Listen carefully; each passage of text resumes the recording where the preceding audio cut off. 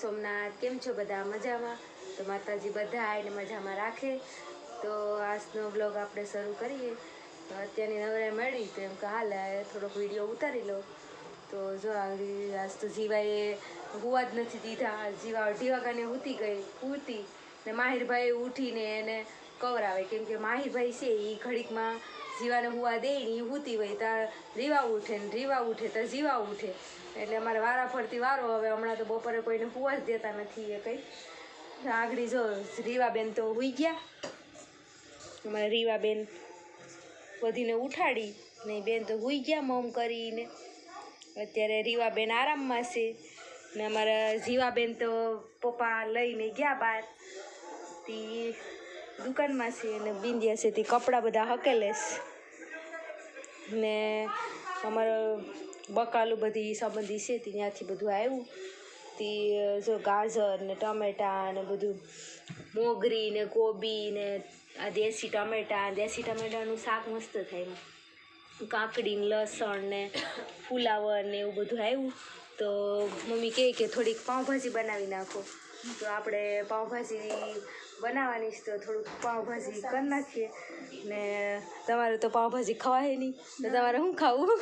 ગમે ખાઈ લે, ખાવાનું કામ હોય. તો પાયલને તો પાઉંભાજી ખવાય નહીં, કેમ કે પાઉં ખાય તો છોકરોને કફ જામી જાય એટલે પાઉંભાજી તો ખવાય નહીં. ભાજી ખવાય પણ એ થોડીક ડુંગળી કે એવું કંઈ ન ખાઈ નહીં, એમને લસણમાં વઘારીને એના તો આપણે અલગ કરી નાખ્યું. બીજા આપણે તો મસાલાવાળી કરી. તો આપણે ભાવેશભાઈને ફોન કરીને એને યારે પાઉં મગવી લઈએ, કેમ કે ઉનાથી આવતા હોય તો પાઉં ને એવું લેતા હોય. તો એને યારે પાઉંને મેઘું આગળ ફોન કરીને ને રૂપેશભાઈ જો ઉના ગયા હતા તે પાયલના મમ્મીએ ત્યાં મંદિર છે રાજકોટમાં બાજુમાં, એના ઘરની બાજુમાં રાણી રૂડીમાનું મંદિર. કંઈક જાઓ તો જોજો રાજકોટમાં એમ ત્યાં છે. હવે ત્યાંથી જે સગર્ભા બાઈ હોય ત્યાં એને ટિફિનનું ને એના ઢેફલા ને બધું એ ત્યાં રાણી રૂડીમાનું મંદિર છે ત્યાંથી જ બધે ત્યાં જાય દવાખાને. કેમ કે રાજકોટ હોસ્પિટલ છે સિવિલ, તો ત્યાંથી બધું ખાવાનું જાય ત્યાં. તો અહીંયા એના મમ્મી પણ ત્યાં થોડીક સેવા દેવા જાય તો ત્યાંથી એની મમ્મીએ પણ જો ઢેફલા મોકલાવ્યા. કેમ કે આ કાટલુંના ઢેફલા આવે આપણે તો એવું ભાવે નહીં. મને તો કંઈક અજીબ જ લાગ્યા, મને તો ભાવતા નથી. પાયલને ભાવે કેમ કે અહીંયા રાજકોટમાં એને ખાધેલા ને તેને ભાવે. ને આ ચાપડી છે, આ મેડીમાં તાવાની થાય ને ચાપડી છે, ચાપડી ઊંધિયું કરે ને એ ઊંધિયું કરવું હતું પણ કેમ કે ઓલા રડે એટલે ઊંધિયું કંઈ બનાવવાનો ટાઈમ રહે નહીં, કેમ કે એક જાગે ને એક ઉઠે ને તે પછી પાઉંભાજી બનાવી નાખીએ. તો ચાપડીને આવ્યું તો હાલો ચાપડીને એ ખાવા. ને પપ્પાને તો એવું કંઈ ખવાય નહીં. ના પાણી મૂક્યું મુકેશભાઈને નાવું તો. ને આજ તો પવન ને એવું હતું. હમણાં 2 દિવસ ઠંડી બહુ જ પડે આ વખતે. ને અમારા માહી જીવાબેન એ જો દુકાનમાં આવીને રમે છે. એને હું નથી, મુકેશભાઈ રાખે છે. હમણાં મુકેશભાઈનો અને પપ્પાનો વારો નીકળી જાય, હિંચકા કરે ને એવું બધું કરે. કેમ કે હમણાં દુકાન બંધ છે, પપ્પાને સારું થાય તો પછી આપણે કામ ધંધો કરવાનો જ છે. હમણાં દુકાન ખાલી બેઠે એમ કામ કે એવું કંઈ કરતા નથી. ને મુકેશભાઈ જો જીવાને રાખે. હવે 1-2 રાખે ને 1-2 રાંધીએ ને એમ કરીએ તો એ થાય. પપ્પા તમારે કઈ પાવભાજી ખવા હે નહીં? શું કીધું તમને ખાવાનું? કીધું પેરેલિસની અસર થઈ હતી, તમારે તળેલું ઓછું ખાવાનું. હા, તળેલું ખાવાનું નહીં, ઘી નહીં ખાવાનું. તો મેં કોઈ સાહેબને પૂછ્યું તો ખરું, સાહેબ બીજું કંઈ પ્રેસી મને કહેજો. ડૉક્ટર કે બીજું કંઈ નહીં ખાતા, એ કે બીજું બધું ખાવાનું શું, એક માર સિવાયની બધી વસ્તુ ખાઈ જોઈએ છે. હું કહું સાહેબ એ તો હું નથી ખાતો કોઈ દી, માર નહીં ખાતા, બીજું બધું ખાઈ જોઈએ છે. પપ્પાને તો માર ખાવા ના પડી તો આપણે કોણ આયા મારે? એ માર નહીં ખાતા, બીજું બધું ખાઈ જો. ને ભરતને તો જો હમણાં કામ છે. ભરત તો જો ગેરેજનું કામ હમણાં પતાવે છે. કેમ કે હાર્દિકના દાદી મોફ થઈ ગયા તો હવે એનો કાલ દાડો પડ્યો તો હવે એ આવે તો એ થાય. ભરતને એ જો કામ કરે કામ ને એવું કરે. એ હમણાં કંઈ જવાબ દે એમ નથી. ને આપણે હવે રસોઈનો ટાઈમ થયો તો આપણે હવે થોડીક રસોઈ કરી નાખીએ. આગળ રીવાબેન રમેશ તો એ પણ ઘડીક ખુઈ જાય તો રીવાબેન ઉઠીએ. તો ચાલો હું પાવભાજીની તૈયારી કરું. તો પાયલ જો બધું વટાણા તો સુધારે છે ને હવે હું થોડુંક સુધારીને તૈયાર કરી નાખી. તો ચાલો, તો આપણે ભાજી બધી સુધારીને બાફાને મૂકી દીધી ને ભાજી ને હવે રસોઈ આપણી બની ગઈ છે. તો આપણે રસોઈમાં જો આપણે ભાજી આ તીખી વઘારી નાખી. ભાવેશભાઈ પાઉં લઈ આવ્યા, મગાવ્યા હતા તે પાઉં લાવ્યા ને સલાડ સુધાર્યો ને પપ્પા આટું અલગ કાઢી લીંબુ વગરની, કેમ કે પપ્પાને લીંબુ વાળી તો દેવાય નહીં, ને પાયેલ આટું લસણ વાળી વઘારી ભાજી.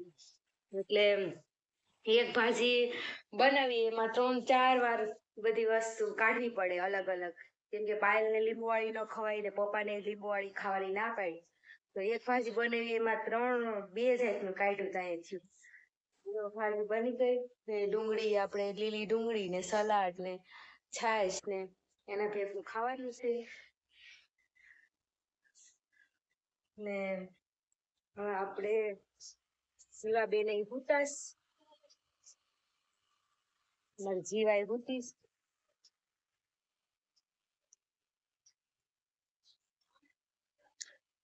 જીવાબેન ભૂતાશ ને માહિરભાઈ અહીં શું કરે છે ગોદરી ઓઢીને? માહિરભાઈ ઉઈ ગયા કે મોબાઈલ જોશ કે નખરા કરે? જો તો આમાં જોઉં તો ભાઈ અહ તો ખરી જીરીક, અહ તો ખરી શકલા.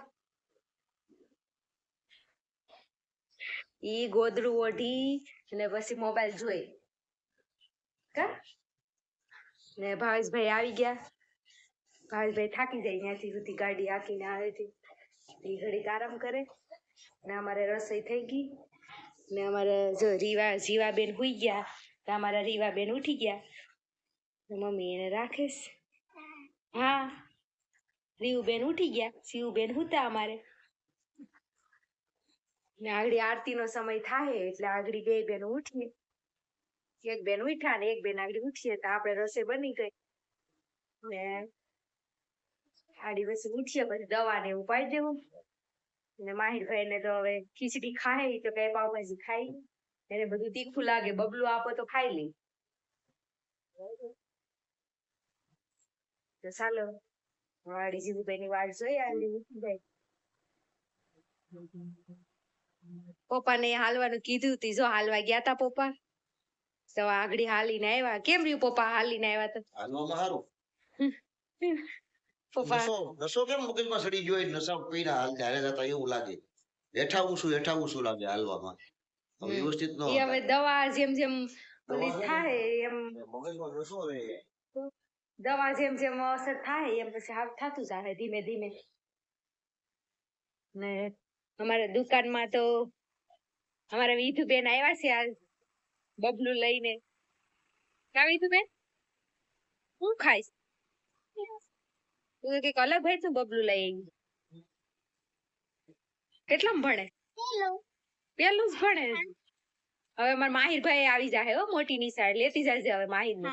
હો, ઉનાળાનું વેકેશન પડી જાય ને પછી માહિર એ મોટી નિશાળમાં વહી જાય. પછી તું એનો હથવારો એને લેતી જાય. હાલે અંદર માહિર તો રમે છે અંદર. એને તો લેસન બાકી છે. અમારા માહિરભાઈ ને તો લેસન ન હોય, આ મંદિરમાં ભણે છે.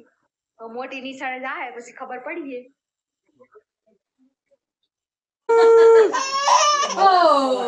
હાલો મિત્રો, વિડીયોનો એન્ડ કરું તો જય માતાજી, જય સોમનાથ. અને મારી ચેનલને લાઈક કરો, શેર કરો અને નવા હોય તો સબસ્ક્રાઈબ કરવાનું ભૂલતા નહીં.